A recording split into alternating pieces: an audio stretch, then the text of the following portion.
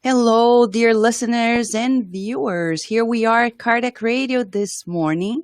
July 4th is coming up. It's the weekend of the celebration of freedom around the world, beginning with our beautiful nation, the United States of America. And we're inviting you to be here with us. Yes, we are here in a very special celebration of the 6th anniversary of Cardiac Radio. And it couldn't be any better than to have someone who really is for thinking and feeling, and especially giving a hand to academia as well, teasing its paradigm at the core of it all. Dr. Eben Alexander is here with us and directly from the area of Thomas Jefferson, yes, near Charlottesville, Virginia. Thank you so much, Dr. Eben Alexander III, for being with us this morning at Cardiac Radio. How are you? I'm doing great, Vanessa. It's so good to be here. Thanks for having me.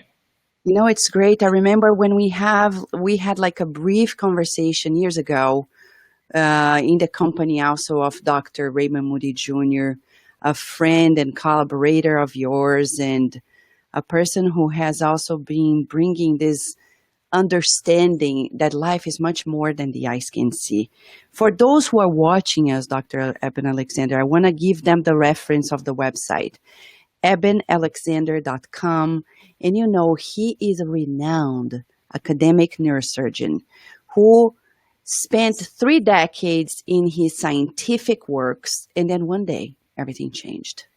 And in a few days, everything changed. He had his own experience on near-death experience. And then from there on, life transformed to the point that he's here today talking to us about what happened next. So Dr. Eben Alexander, being a neuroscientist myself, I've come to know in academia that there is a specific paradigm in the search for the truth.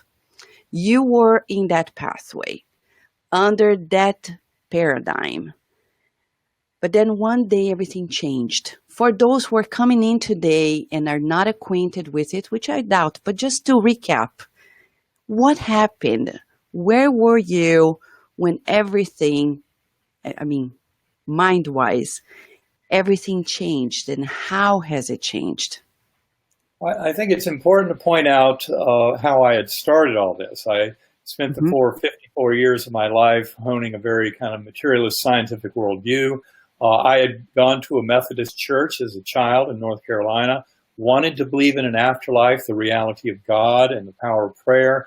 But through those many decades spent in neurosurgery, I was more and more perplexed by how in the world conscious awareness could survive the death of the brain and body. And to me, that was a deep mystery. And I bought into the teachings of scientific materialism, which basically says the physical world is all that exists, that the physical brain is the creator of consciousness, and that our existence is birth to death and nothing more. And I bought into that fully. Now, never mind the fact that nobody who studied the brain had any remote idea of how it might be producing consciousness. We all just figured that if we worked hard and studied it enough, we would find out how that happened. But it turns out that the fundamental assumption is wrong.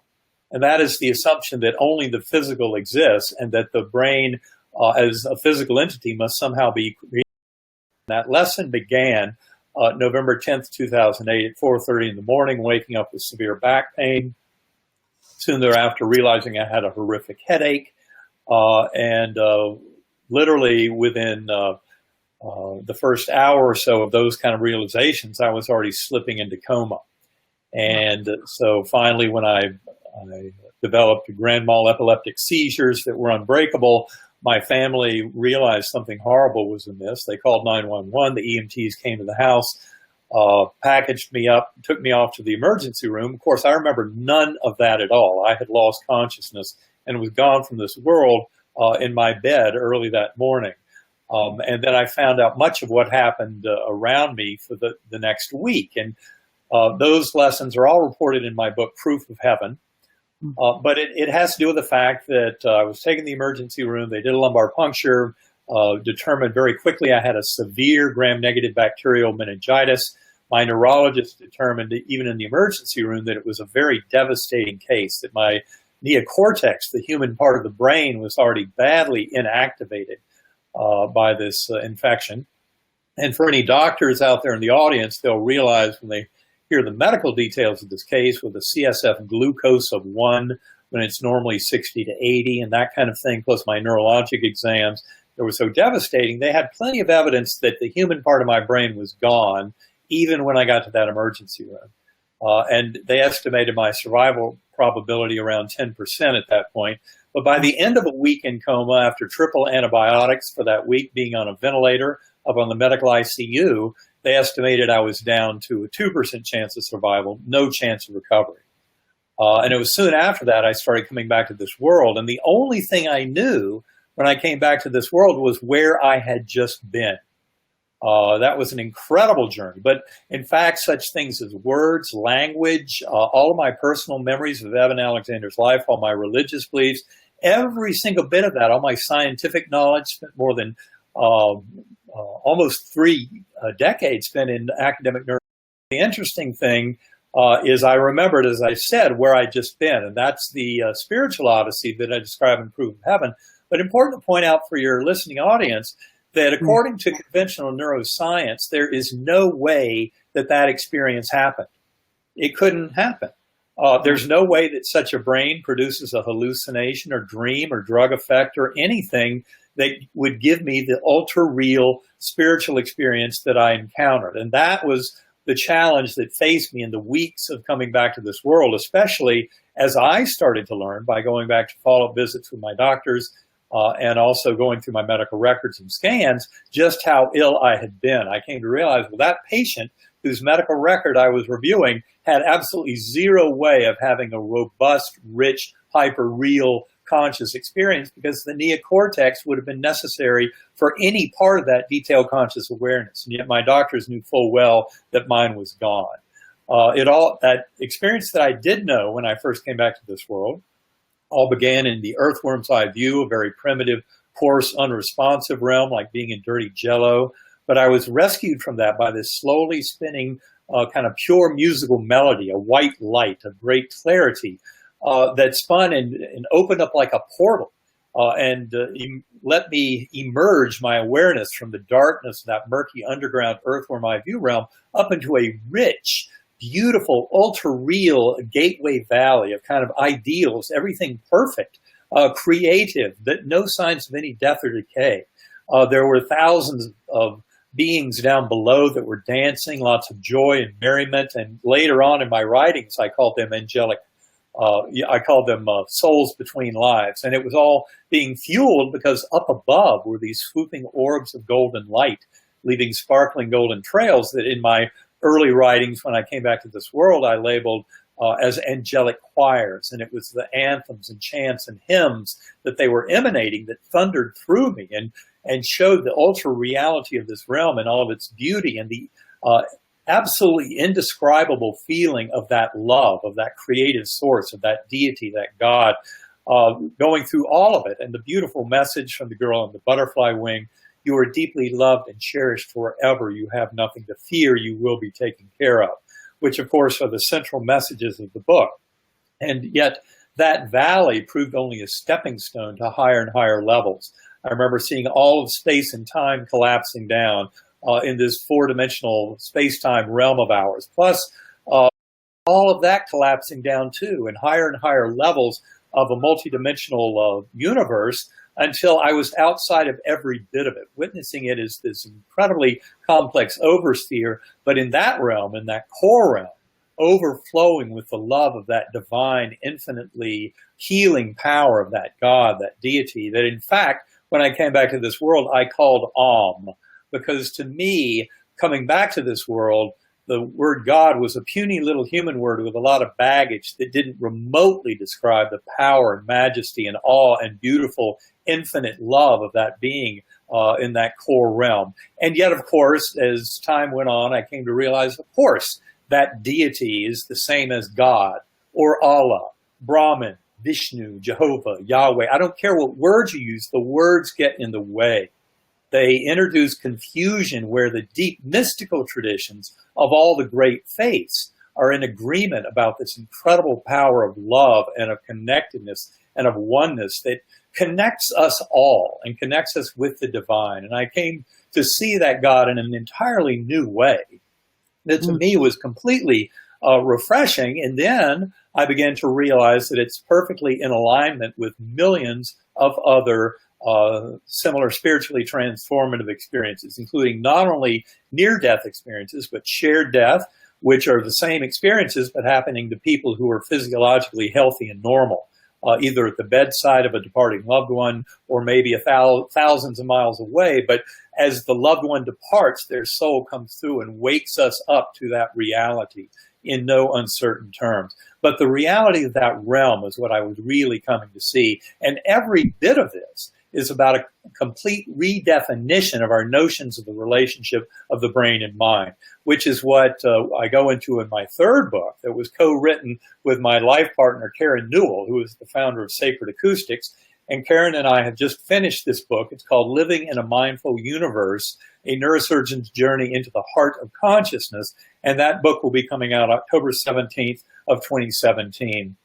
And it is really the natural sequel to Proof of Heaven and reveals how, in fact, my journey of discovery around my NDE mirrors perfectly the awakening coming to the entire scientific community about the mind-body connection, the relationship between brain and mind, and how all of us are awakening to a far richer view of what that really involves in the nature of reality.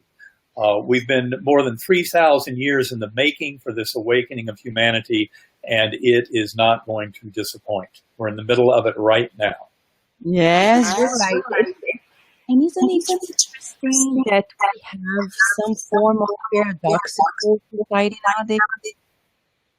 I'm sorry, that question kind of broke up. Can you repeat that? So we just want to recap what you mentioned about the view of science nowadays.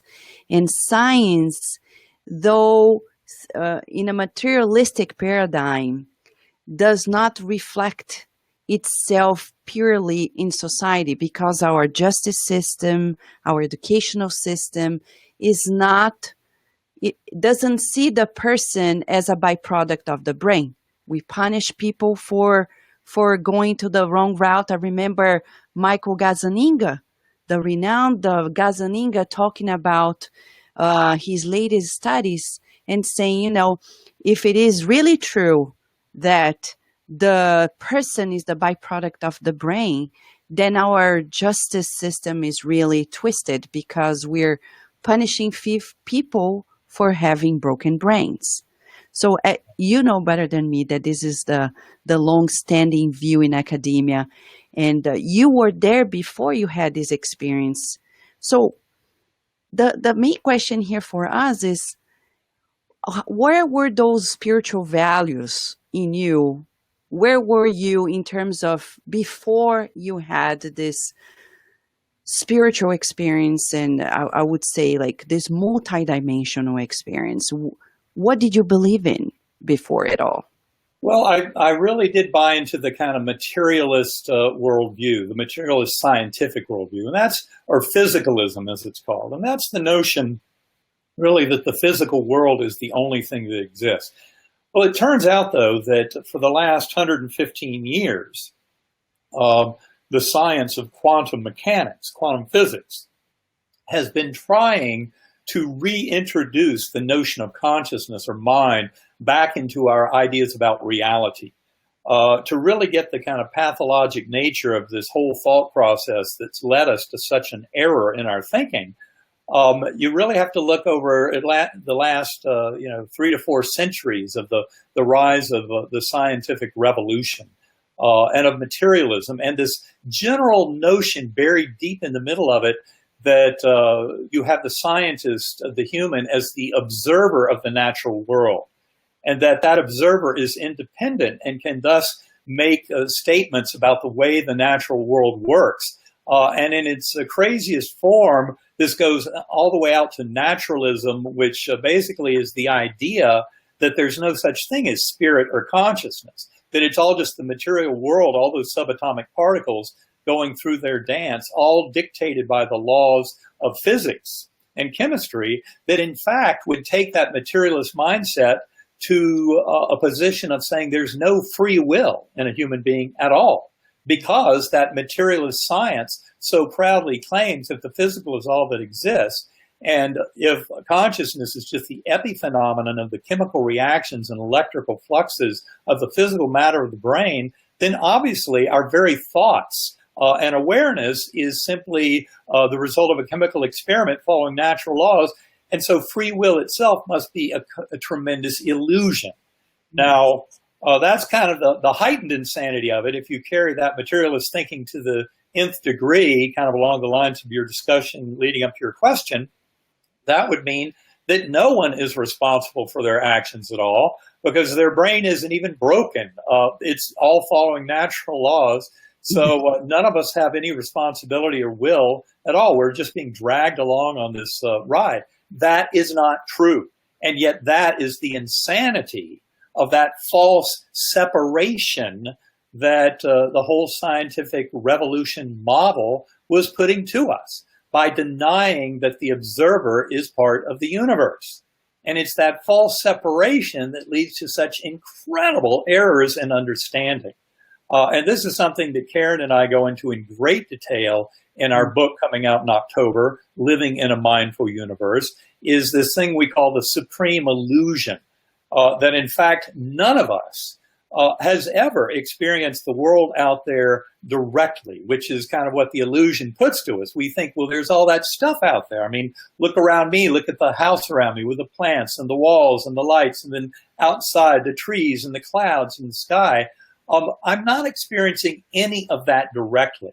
What I'm experiencing is an internal construct within mind that I assume is a faithful representation of what is out there. But the interesting thing about experiments in quantum physics, which are about the very fundamental nature of all that stuff around us, and that includes the stuff that makes up my physical body and my brain, is that all that stuff is very much part of the Maya. It's part of a construct within mind that's a modeling mechanism trying to pretend that we're all modeling the same external physical reality that's independent of us. But that is false. And it's the whole notion of a false sense of separation that really is built into our modern science. A generic name for our modern conventional scientific view of the world is something called reductive materialism, which means basically that only the material world exists. That's all that stuff I'm talking about that we witness out there, that we can touch and feel and see and hear. And that's that material world. And yet, again, we're only experiencing an internal construct of that. And that's the beginning of unraveling this Maya and starting to realize that our soul or consciousness is the thing that absolutely exists. And in fact, all of that physical world is a projection out of consciousness. And this is something that, of course, I've learned to really appreciate on a daily basis through meditation. For the last 7 years plus, I've tried to meditate an hour, 2 or 3 a day. For those who think, wait a minute, I can't meditate, I've got too much of a monkey mind, that little voice in my head, our thoughts, that is not our consciousness. The voice in our head, the voice of our ego in particular, is little more than a parlor trick. Now, your consciousness, to start to get deeper into this, is the observer. It's the awareness. And that's where meditation can be so powerful. Because in meditation, and my preferred tool for those who fight that little monkey mind like I did before, is Sacred Acoustics. And for those who are interested, all you have to do is visit sacredacoustics.com. Karen Newell, who runs that site, has some free downloads and some excellent instructional videos to help people learn very quickly and for free how to get involved in this kind of listening and using these sounds, listening through headphones. It has tremendous power because we're actually using the differential frequency of the sounds hitting the two ears to basically modulate a circuit in the lower brainstem to set your conscious awareness free. And I'm not going to sit here and talk about the mechanism anymore. You have to try it to understand just how powerful this is. I mean, loosely termed, it's called binaural beats, but I would say Sacred Acoustics has done an incredible job of refining these and making them far more powerful than anything else I've ever witnessed. And I use these routinely to return to those realms of my near-death experience and to develop very powerful ongoing relationships with the beings and entities and the incredible at the core of all that is. And that is something that each and every one of us can come to develop and cultivate by going within. When you start realizing the physical brain is not the creator of consciousness, but in fact is only a reducing valve or filter that allows primordial, infinitely creative consciousness that is the source of this entire observable physical universe. Every bit of that contained within that consciousness. And we each have the ability to transcend the veil that I would say is pretty much provided by our neocortex, and traversing that veil enables us to far greater insight, wisdom, creativity, guidance in living our lives, connection with souls of departed loved ones, with other grand masters throughout all of human history. We have access to that universal mind by going within. And this is one of the greatest gifts of the coming scientific revolution in this deeper understanding of the relationship of brain and mind. And you talk a lot about it in the Map of Heaven for those who are watching and listening to us. And, you touched a subject that I would like that we extend a little more, talking about the balance of the mind and achieving this wellness, the holistic sense of wellness. In the Spiritist movement around the world, especially in Brazil, you've heard about Kardec's works and the works that continue. And there are psychiatric hospitals in Brazil that are approaching mental illness from a different angle, considering the spirit attachments, etc. So through laying on of hands, with mediumistic meetings to do the spirit release therapy, what we call obsession, etc., etc. So do you see, based on the works you have been unfolding, do you see the possibility of such works actually being extended throughout our planet to the point that academia is going to surrender itself one day to the evidence that we're much more than physical body? Oh, I'm sure there's no way out other than a consolidation of science and spirituality. Neither one can move forward independently of the other. We're spiritual beings living in a spiritual universe. And in fact, I would say every bit of this is about healing. Healing is becoming more whole, more complete. Each and every one of us is on this world, and although we might tend to look at the imperfections in our lives and say, why this imperfection? Why this thing that appears to be wrong in my life? What I came back from my journey realizing is that all of the challenges in life, the hurdles and difficulties, and especially this includes illness and injury that we face, these are all beautiful gifts. They are stepping stones that allow the growth of our soul. It's by recovering the oneness that we share with this universe, the love that the creative source has for each and every one of us, that we come to realize that in a deep sense, as I mentioned in Proof of Heaven, all is well. At every moment, all is well. This is another way of saying one of those deep statements from the guardian angel on the butterfly wing, along with you have nothing to fear, and you will be taken care of, was the statement, you can do no wrong. And that one is misinterpreted by more people. The reality is this is soul school. We are here to learn and teach these lessons, and the lessons come in the form of these apparent imperfections. And that also includes all the apparent agents of darkness and evil in our world. This is all part of a grand gift of desperation. That's a term from the addiction literature, how people often hit a bottom in alcoholism or drug addiction. They hit a bottom that hopefully is above a point where they're able to survive, because as many people know, sometimes that bottom is such that you don't survive it and the addiction takes your life. And that is always just another way of looking at this as soul school. But I'm talking now about rising above that, developing that observer self within, the one that in meditation can realize that your thoughts and certainly all those little petty concerns of the ego are part of this dance. But we gain so much by rising above and taking that bigger view and realizing that one of the greatest gifts we can do is recover that love for self. I came back from my journey realizing that the vast majority of the world's problems are because we don't even love ourselves enough. People think the tough part is loving your neighbor, loving your enemy. Well, guess what? Loving yourself first would solve the vast majority of the world's problems. And remembering our divine connectedness to all that is, that in fact the best choice to make in our lives in dealing with our fellow beings is a choice of love, compassion, forgiveness, acceptance, and mercy.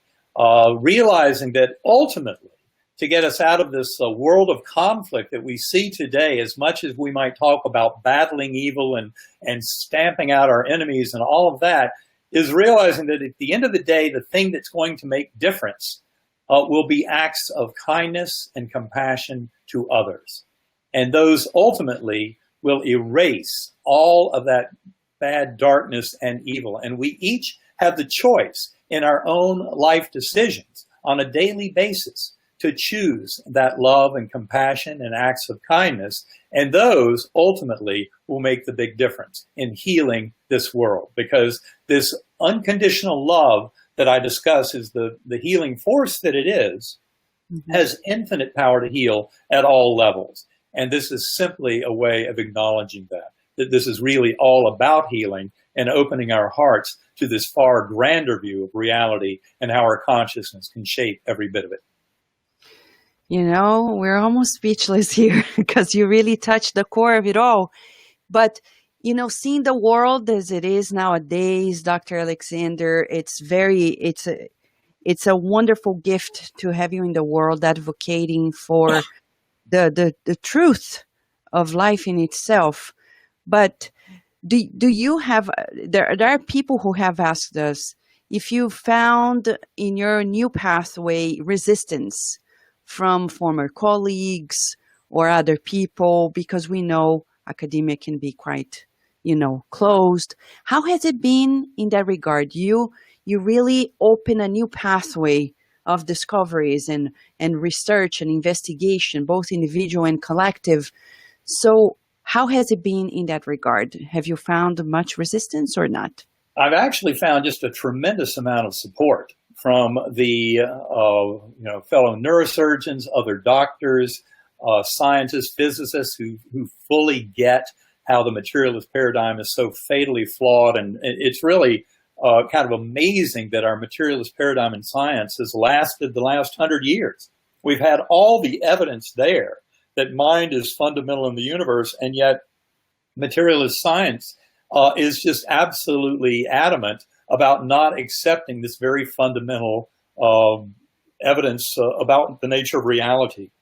And in fact, this is something that Karen and I go into in great detail in that book, Living in a Mindful Universe, coming out in October, is the fact that this is the only resistance I ran into in kind of publications out there on the internet and other mainstream publications about my case were either supportive kinds, or occasionally there was, say, for example, someone who claimed to be in scientific circles or have scientific understanding, but had no idea what the medical details that I describe in Proof of Heaven mean.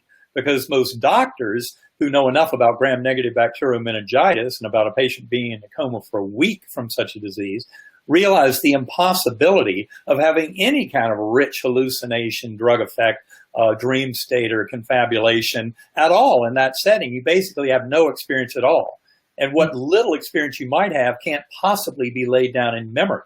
So my entire experience and memory of it completely violated everything modern neuroscience would try and tell you about the brain creating consciousness.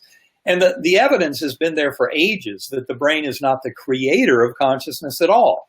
For those in clinical neuroscience, what I would point out are those episodes of terminal lucidity, where elderly demented patients who might not have said a meaningful phrase for weeks or months, as they approach death, can have great clarity of thought, insight, reflection in discussing their lives with loved ones at the bedside, often when they may have no brain left to make such a conversation. And I have one example of terminal lucidity in my book, but those examples are out there in the hospice world and the medical world. There are books on terminal lucidity. It definitely is a very real event. Likewise, acquired savant syndrome, where some form of brain damage, whether it be head trauma, a stroke, autism, things like that, they can unmask superhuman mental capacities, like the ability to calculate pi to 3,000 digits in one's head, the ability to look at a phone book 1 page per second, and then after looking through 100 pages, somebody can ask you, what is John Smith's name? You just saw that in those last 100,000 names you looked at, and you can reel off the phone number. People have incredible abilities after brain damage, important to point out. And then another point that we make, and those who are interested can follow my blog posting back in April of 2016 on this, but how psychedelic drugs like psilocybin, LSD, ayahuasca with DMT, etc., experiments with both functional MRI and magnetoencephalography to assess such patients has found the shocking conclusion that the people with the most robust psychedelic drug experiences have the greatest shutting down of the physical activity of their brain. It's the exact opposite of what the materialist scientists would try and postulate about the relationship between brain activity and extraordinary mental experience. And yet this is what is shown in repeated laboratory settings. Is the most profound psychedelic experiences are accomplished with the greatest shutting down and darkening of activity in the physical brain. And that is not to be denied as an absolutely crucial piece of evidence. It's exactly what happened to me as my neocortex was progressively decimated by this extremely lethal and should have killed me bacterial infection. My conscious awareness was actually liberated to a much higher level. That is, in fact, why I was attracted to binaural beats beginning about 2 years after I came out of coma in trying to go into meditation and get into deep transcendental states, was I found enough evidence that these differential sound frequencies intersecting in the lower brainstem can have some really amazing effects on setting your conscious awareness free and showing you how the here and now is an illusion built in on this side of the veil. It is part of what emerges out of consciousness allowed through the filter, but not an underlying part of reality itself. It's interesting you mentioned me about meditation. I know you talk a lot about it in the book, Map of Heaven. Can you hear me well? Yeah? A little bit. Just right into the microphone, I can hear you, yes. Okay, so it's interesting you mentioned about meditation because recently we were in our community studying mediumistic works revealing unique passages by Jesus when he was living on the earth. And it's amazing how much they describe that often he was meditating. And people are not fully aware because they think of Jesus Christ, for example, as a talking master. And more often than not, he was reflecting, he was meditating, he would retreat, he would not be arguing. And again, you come and bring that awareness that it's the self-love, it's that inner encounter, that encounter with God. But what made you, this question still remains, I remember talking to several friends about this. You know, many people have had their near-death experiences and they come from all different walks of life. In your case, what made you make this decision, like to go public and to really reach out to the world in the way that you're doing? Well, you know, a major disadvantage for many people is they don't realize what a miracle it is that I'm here. And that is a real shocker. I know some of the doctors who had taken care of me that I ran into months later who just assumed that I had gone on to die. When I would run into them, they would literally turn white as a sheet. And they'd just be shaking. I mean, and So that was what I had to go through, was that discovery of that process. Because when I first came back to this world, all I knew was where I had just been. I had no memories of my life before, no words or language, although words and language came back literally within hours, personal memories within a few weeks. All of my semantic knowledge, say of physics, chemistry, neuroscience, cosmology, etc., returned over about 8 weeks. And shockingly, when it all came back, it was more complete than it had been before. And that was only something I came to realize over the next few years, because I would have certain conversations with people that mirrored conversations I'd had before coma. And what I came to realize was that my memories were more complete. It's a beautiful example of how physical memories are not stored in the brain at all. That is one of the deepest and most profound nails in the coffin of scientific materialism. But the more we've assumed we would find a location for memory in the brain for decades, and what we keep finding is there is no such location. The memory the brain serves as an antenna that allows for the transmission of memory and of conscious experience from that higher realm.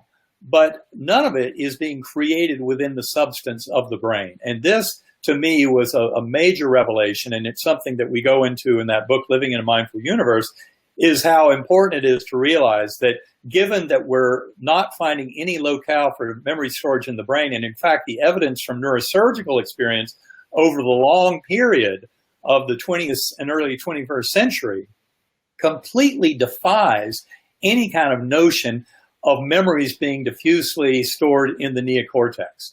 Doesn't work at all, never has. In fact, Dr. Wilder Penfield, one of the most renowned neurosurgeons of the 20th century, who probably is in better position to talk about this than just about anybody, because his entire career involved electrically stimulating the surface of the brain in awake patients. And I've done many of those cases myself. I know the pitfalls and the potentialities of that kind of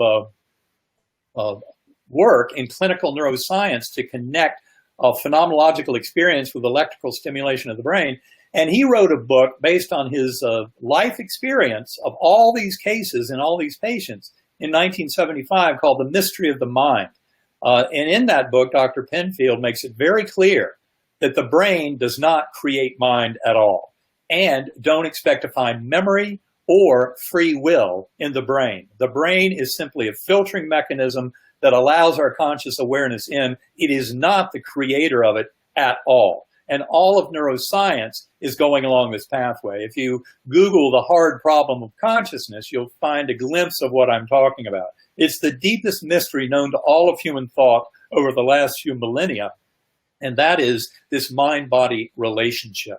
And that's what we're talking about now, and that's what the book Living in a Mindful Universe is all about, is exactly this question that has been dominating human thought at the highest levels for the last 100 generations of humans. You would think we'd be getting closer to some answers. Well, in fact, we probably finally are, but it only has to do with truly accepting the deep mystery that quantum physics is trying to force on us. And you run into major problems with quantum physics, mainly when you try and frame it, just like consciousness in the mind-body question, try and frame it from a purely physicalist standpoint.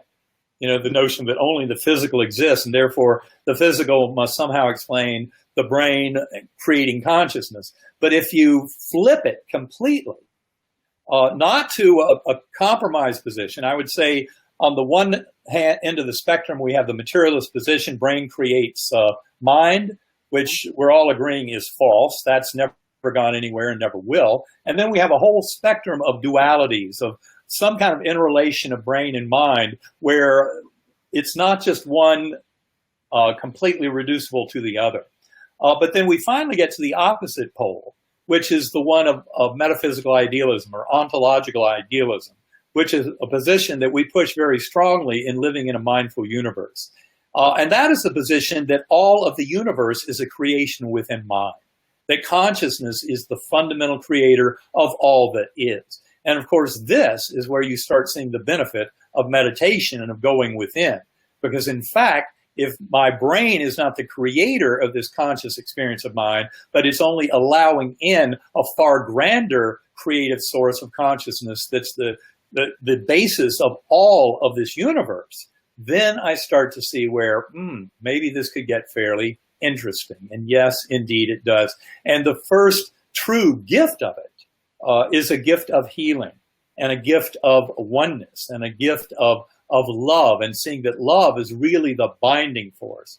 And the best way to express that love for self is actually to serve as a channel to bring that love from that core, the core of this universe, and share it, spread it out, because we are all one with this universe, one with all fellow beings. And so that particular manifestation of that oneness is a giant step towards achieving the harmony that is our birthright as sentient beings in this self-aware universe. So you're very grateful to that dramatic experience because he really calibrated you to your role in this life, right? I would say gratitude is the only appropriate response to every breath we take. And gratitude is such a crucial part. If people only realize just how powerful gratitude and forgiveness, those two concepts have incredible power to change this world and shift it up for the better. No matter what one's circumstances in life or one's situation on a day-to-day basis, remembering that gratitude, appreciating the beauty of this gift we call life that comes at us with all these apparent imperfections and even the kind of darkness and evil, again, by taking this higher road, by developing that observer within, we can come to see all of conflict, all of this kind of interaction, this beautiful dance of our existence as something that is very purposeful, that leads us in a direction that is extremely positive, that really puts human free will back in the driver's seat of determining the destiny of our evolution. In fact, I would say all of this is very much an evolution of consciousness. As Teilhard de Chardin pointed out in The Phenomenon of Man, published in the mid-20th century, he saw this incredible omega point towards which we were evolving. And I would say that's very much what's going on, but that the lesson that has challenged humanity for the last 2,000 years is this lesson of love. And it's one that we certainly have not adopted fully planet-wide, but I believe we are on the verge of that because we really have to. There's no other way out for this world. The status quo is not working. We've created incredible havoc in this world with our science and technology that was not necessarily bridled with human spirit and with that knowing of the oneness of love and of connectedness. And it was really the unbridling of science and technology that led chemists to commit their sin in World War I with poison gases, the physicists to commit their sin in World War II with atomic weapons. If we ever fight a World War III, I'm sure that World War IV will be fought with sticks and stones. So hopefully we're not going to be stupid enough to make another foolish scientific mistake that allows for an enhancement of warfare. It's time to put human spirit back in charge, and that's what quantum physics has been trying to do all along. So this really is a synthesis of science and spirituality and a bringing forth of the deepest lessons of quantum physics, which are trying to prove to us that consciousness is fundamental in the universe and that consciousness has the power to create the world of our dreams. And the more we, each and every one of us, awaken to that, the more capable we will be of changing this world for the better. Yes, it's amazing. We are, wow. I'm glad that this is being recorded because it's going to go on and on and on. And we have two major core questions here that I'm going to synthesize, bringing the comments of the listeners here. First of all, regarding this push to the shift of paradigm in the collective, of course, it's, as you're saying, it's coming up. There is enough evidence. I know, for example, there is the Spiritist Medical Association, the international, the US chapter. Brazil just had a major, thousands of people attending this conference that really shifts the paradigm and tries to bring the healthcare approach to another level. We're Right. discussing in the United States about the healthcare bill, etc., and the fallacy of it all is in the paradigm itself. It's just beyond what people are discussing. We know it. So here we have Mac Mallow, who is one of the hosts at Cardiac Radio in beautiful programs of mediumistic books brought in by Chico Xavier, and he's asking you, Dr. Alexander, about the following. Let me read it. He says, what do you say to those who say that chemicals in the brain is what created all those images and sensations that you felt while away in the comatose state? Well, because it doesn't work that way. And I covered this very briefly in Proof of Heaven, talking about the measurement paradox in quantum physics and the hard problem of consciousness, following in the thinking of people like Penfield, the neurosurgeon, who is in a better position than just about anybody to kind of answer this question. It was very clear to him how mind is not created by brain at all. And in fact, this is something that Karen and I go into in great detail in Living in a Mindful Universe. Now, for the scientists out there, what I would recommend is you look, there's several wonderful books that were edited by Ed Kelly of the Division of Perceptual Studies at the University of Virginia. The first book is called Irreducible Mind, Toward a Psychology for the 21st Century. The second book is called Beyond Physicalism, Toward a Reconciliation of Science and Spirituality. These are listed on my website, ebenalexander.com, on the suggested reading list. And they basically do a tremendous amount of good in pointing out the complete nonsense of the materialist model of brain creates consciousness. It's never gone anywhere. This is something that we discuss in great detail in Living in a Mindful Universe. And I think it's important to point out because first and foremost, the gift that comes from realizing the primacy of consciousness, creating the brain and all of physical matter, is healing. Is becoming more whole. I mean, we've known about the placebo effect, or called it that, since the mid-1950s. Placebo effect is looked on by Big Pharma as one of the greatest enemies, because in fact, it automatically erects a 30% threshold. And because pharma admits that for many things, chronic pain and all kinds of other illnesses and things that people take medication for, that the placebo effect alone, that is just the belief that taking a pill might make you better, is sufficient to make people better about 30% of the time. And so obviously our mind has tremendous power in the abilities to make us better and deliver health. And I would say that any health at all, whether you're talking about physical, mental, or emotional health, is first and foremost spiritual health.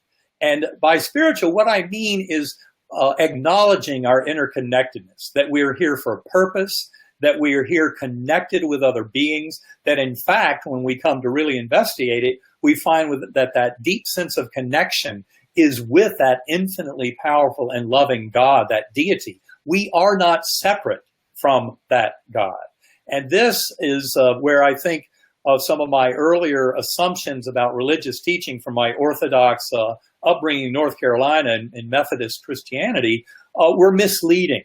And I'd say it's very crucial that we realize that very spark of awareness, when you come to realize consciousness is fundamental in the universe and creating all that exists, then our connecting directly with that one consciousness, with that one mind, is what enables us to have so much power. And that's just the beginning of explaining something like placebo effect. Now, to take it to the next level, I would point out what happens, for example, with me in my meningitis. Doctors who review my medical records come away just absolutely shocked that, yes, I had a 2% chance of survival. So survival was not out of the question, but any kind of recovery to the point where I can talk about all this and write books about it, forget it. Those patients never come back. So mine was truly a miraculous recovery. Well, guess what? in the world of near-death experiences, it should come as no surprise that you often find cases of miraculous recovery.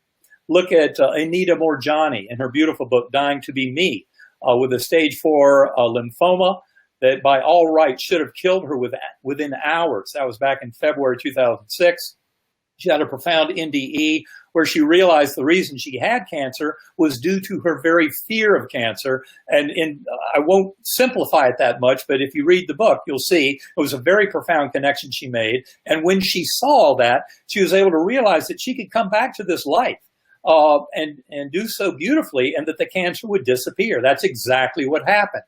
Miracle cures in NDEs. They're commonly encountered. It's just another way of saying deep spiritual growth. If we open up to all the possible lessons and let our prayers acknowledge that thy will, not mine, be done, that all is well as it is, and I'm accepting of where this goes. But to realize that often those miracle cures can be worked into the universe's plans for us if we're open-minded enough to grow through them. Another example is Mary C. Neal, an orthopedic surgeon, who wrote a book, Heaven and Back, about her kayaking accident in Chile back in 1999, I believe it was, where she had an accident where she was flipped upside down underwater for 30 minutes.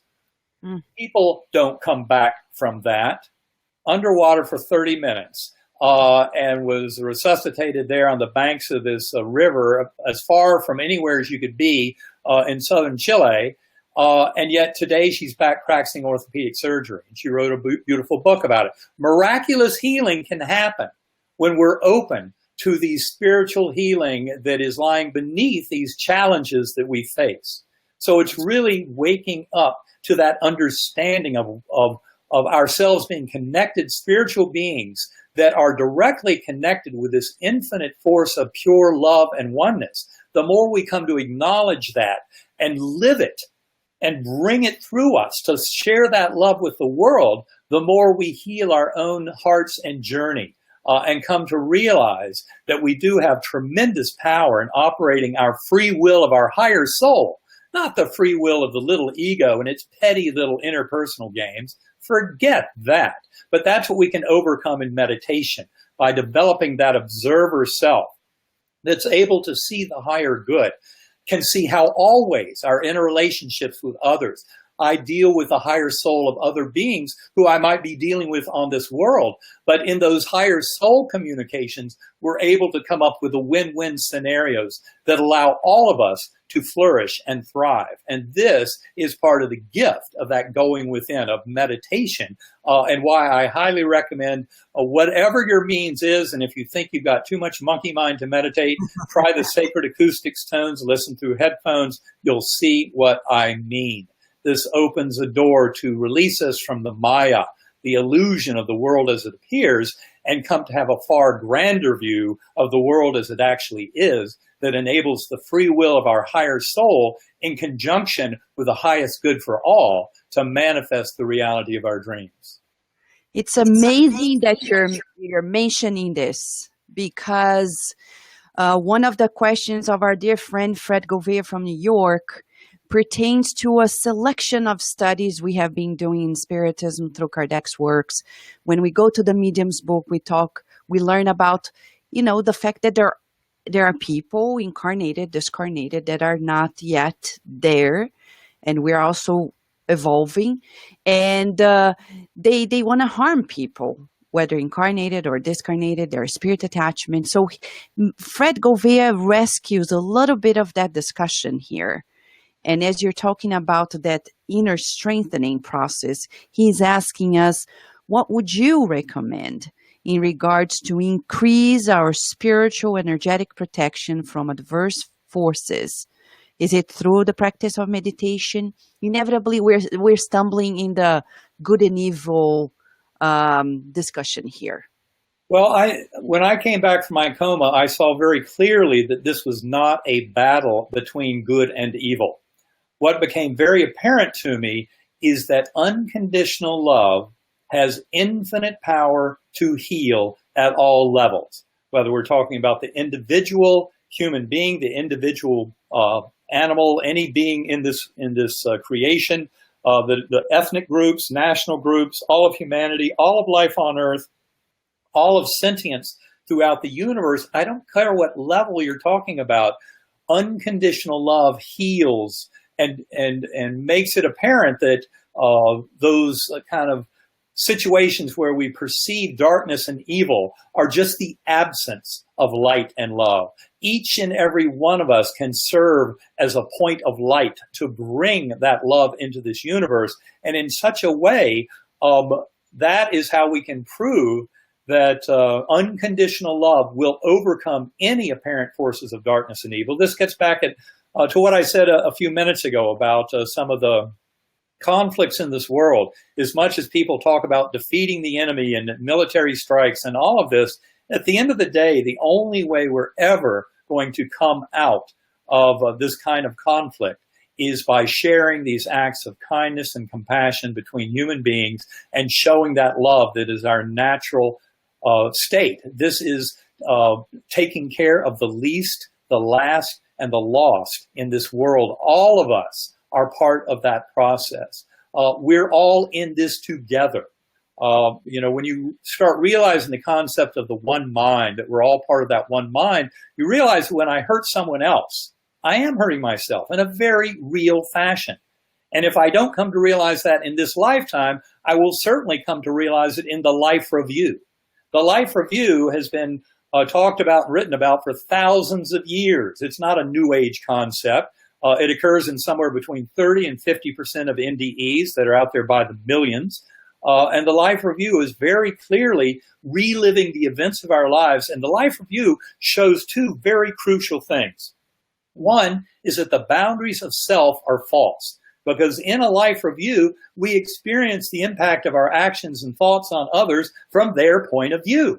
So in the life review, we kind of go back to that one mind that's experiencing it on the receiving end. But we witness that as the giver end, as the subject of that life review.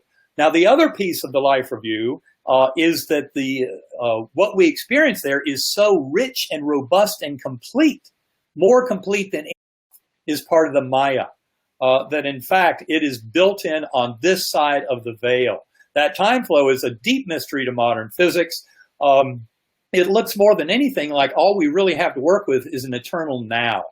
That eternal now that projects into both the past and the future. But this eternal now is what is evolving. But it's not evolving through that four-dimensional space-time, Earth-time that we think it is. It's actually evolving in what I call deep time, which is kind of a higher view of all of this. It's a view that we can attain in deep meditative states outside of the Maya of the here and now illusion. But it's getting that much bigger picture. That then allows us to make more sense of this and then to operate the free will of our higher soul in manifesting that higher good for all involved. You're talking about free will and the day we celebrate freedom. 4th of July in the United States is also very meaningful for the world and the impact of the independence of the United States to the world and how it really boosted the importance of achieving this freedom. So you're talking about inner freedom, and it makes us go back to, you're talking about free will. Emmanuel, through Chico Xavier, the most renowned spiritist medium of all times, wrote a book named Thought and Life. And there he says, our will is the driving force of the soul. As you're saying, our will can shift everything. So as we are approaching the celebration of freedom, and we know Earth is going through a very critical time, as you already mentioned here today, what would you like to mention in regards to this quest for this spiritual freedom that that everybody is in, not only on the Earth, but in the universe? What would you like to say in that regard, Dr. Alexander? Well, one of the concepts that I've talked about often, and in fact had in one of the manuscripts for our books, although it didn't quite make the final cut, was the notion that we're really facing the 250-year or quarter millennium echo of the work of people like Thomas Jefferson and James Adams and James Madison. What they were fighting for back in the mid 1700s was a battle for the political freedom of the individual, to free them from the shackles of control by other humans that had evolved with various forms of government, and monarchies and what have you, over a long period of time.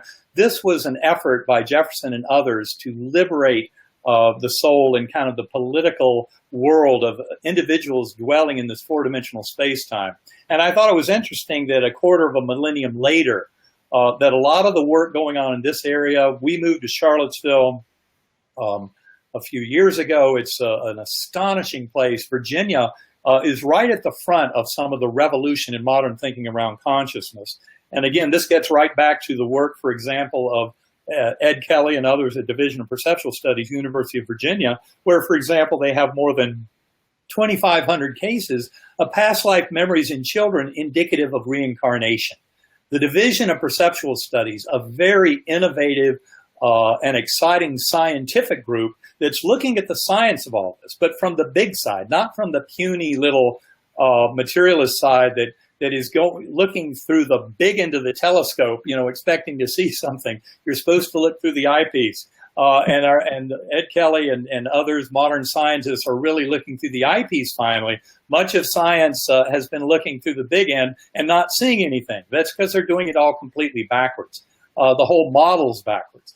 And so really this kind of work and this growth in consciousness studies that we see focused today in these groups here in Virginia and elsewhere around the world that are spearheading this awakening of humanity, in many ways is just an echo of what Thomas Jefferson and others were doing to try and liberate the individual in our material world. And what we're trying to do is further that liberation by freeing us from the shackles of materialist science that tries to pretend that we're all separate and that we are parts of a chaotic and meaningless wheel, machine that's turning without purpose, whereas in fact, I would say the entire universe exists to support this soul school, to support sentient beings being able to live these lives knowing full well that when we're incarnate in physical form, we're dumbed down to our higher knowledge of our higher soul between lives.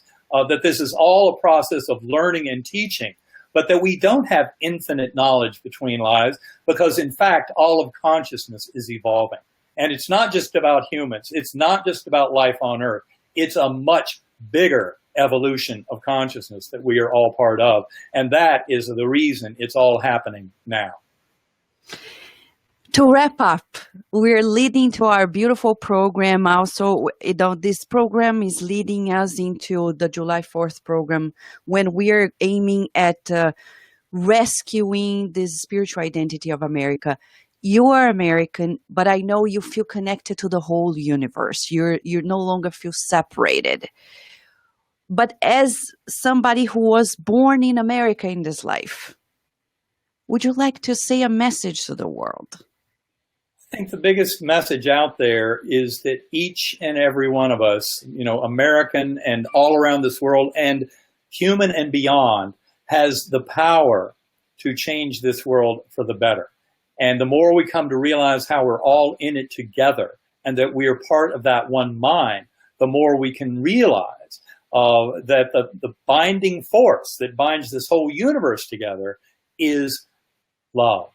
And love in an unconditional form without any kind of attachments to outcome, that love has tremendous power to shift everything. I often phrase it, it's the love of the creator for the creation. And given that we are all co-creators and really one with that infinite healing power of that divine creative source, we can come to bring this beautiful dream of harmony and of health and of healing and of brotherhood, sisterhood, and taking care of each other. We can bring that to the fore, and that is how we will join that far grander community that pervades this entire universe, that is one of love and of compassion and of caring and of acts of kindness. And this is one of the deepest truths, and of course, there's really no way that I look at any kind of boundary between nations or ethnic groups even between species, as having any basis in reality in the face of this one mind and of this binding power of love. Dr. Alexander, there are no words to express, but just to say, we want to give you a hug. And I love hugs, so I'll hug any and all. So thank you very much. And my hugs go out to your audience and to all others on this beautiful July 4th weekend. And let's remember, it's all about bringing that freedom and liberation to each and every one of us. And that freedom is based in love and compassion. So thank you so much for having me. thank you. God bless you. And we look forward to your next works. Thank you so much. Thank you. Namaste. Thank you. Thank you, dear listeners and viewers. We hope you have enjoyed and that you keep it up. As you know, Dr. Alexander gave it all to you. So now you multiply. Many blessings and until July 4th.